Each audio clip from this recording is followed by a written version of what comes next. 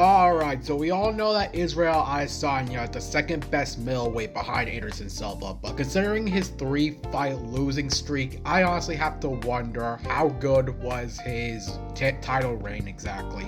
First, there was his interim title fight against Kelvin Gastelum, where even though that fight was absolutely competitive and wild, Kelvin would go on to go 1-4 his next 5 fights, even losing to Darren Till of all people.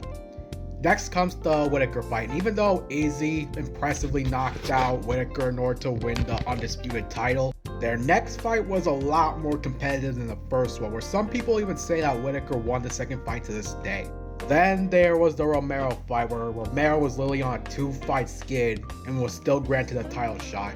And that fight was really boring, so I'm not even gonna go further. Then there was the time he knocked out Paulo Costa, who was undefeated at the time. And even though this win was hella impressive for its time, Costa would go on to go 1-3 his next 4 fights, suffering pullout after pullout after pullout. After failing to get the light heavyweight title, he would defend his middleweight title again against Marvin Vettori, who, quite frankly, is mid as hell, and even though he was on a 5-fight win streak at the time, one of those wins was Kevin Holland, so it doesn't really say much. Then there was the snooze fest against Jared Cannonier. Even though Jared got impressive wins afterwards against Sean and Marvin, bro then suffered L's to the new blood Nasruddin Imavov and Kyle Brohalo. Then comes the most impressive win in Izzy's career when he knocked out Alex Pereira, where even though this knockout was impressive, I couldn't help but wonder that the weight cut had to do with Alex Pereira getting knocked out easily, considering the fact that bro is massive.